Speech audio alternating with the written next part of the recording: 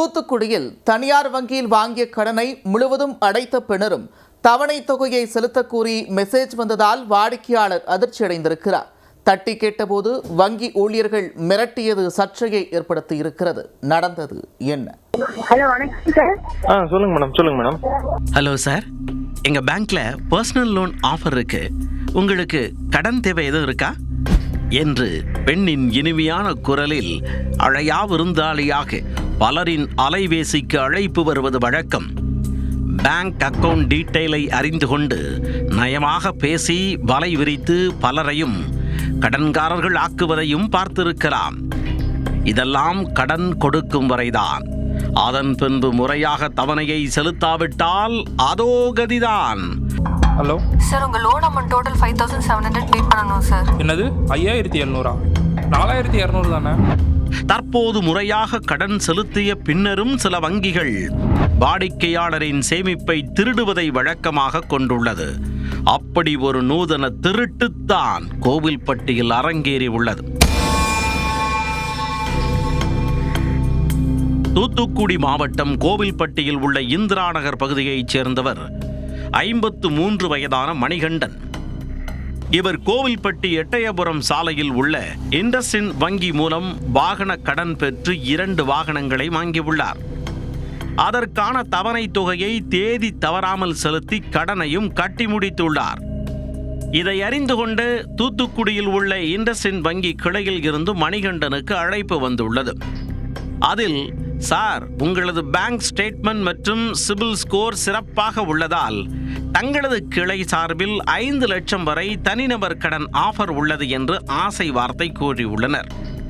அதில் மயங்கிய மணிகண்டன் 2 லட்சம் ரூபாய் மட்டும் தனிநபர் கடன் பெற்றுள்ளார். அதற்கு மாத தவணையாக 10,699 ரூபாய் வீதம் 24 மாதங்களில் திருப்பிச் செலுத்தும் வகையில் லோன் வாங்கியுள்ளார். முதல் 10 மாதங்கள் தவறாமல் தவணை செலுத்தி வந்த மணிகண்டன் எஞ்சிய தொகையை முழுவதுமாக கட்டிவிட்டு லோனை க்ளோஸ் செய்ய திட்டமிட்டுள்ளார்.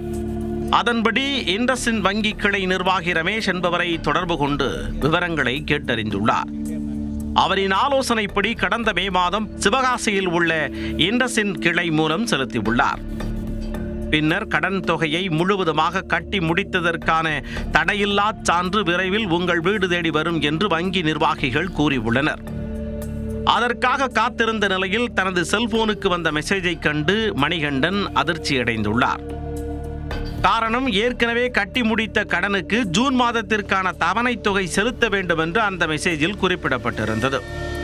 தூத்துக்குடி கிளை வங்கி நிர்வாகி ரமேஷை தொடர்பு கொண்டு கேட்டபோது தெரியாமல் SMS வந்திருக்கும் என்று மழுப்பலாக கூறியுள்ளார்.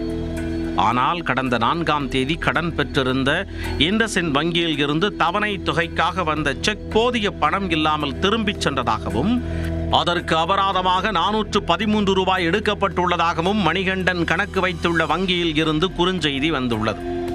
மேலும் தவணை தொகை மற்றும் செக் திரும்ப வந்ததற்கான அபராத கட்டணம் என மொத்தம் 11,920 ரூபாய் செலுத்த வேண்டுமென அதில் குறிப்பிடப்பட்டுள்ளது. இதை கண்டு கொதித்தெழுந்த மணிகண்டன் ப்ரீக்ளோஸ் செய்த ஆவணங்களுடன் இண்டஸ்இண்ட் வங்கிக்கு சென்றுள்ளார்.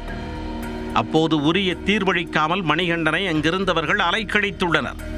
இல்லை, உங்களுக்கு எல்லாம் அக்கௌண்ட் க்ளோஸ் ஆயிடுச்சு, NOC உங்கள் வீடு தேடி வரும், இப்போ ஒரு 4 நாளாக மெசேஜ் எல்லாம் நிப்பாட்டிட்டு வீடு தேடி வரும்னு சொல்லிக்கிட்டு இருக்காங்க.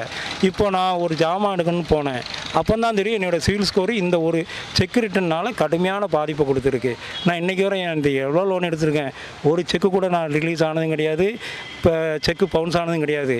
இந்த இதில் நான் பணமும் கட்டி டிடியும் கொடுத்து பவுன்ஸும் ஆகி பெனால்ட்டியும் கட்டி இவங்க மெசேஜ் மேலே மெசேஜ் போட்டு ரொம்ப மன உளைச்சல் உருவாக்குதாங்க.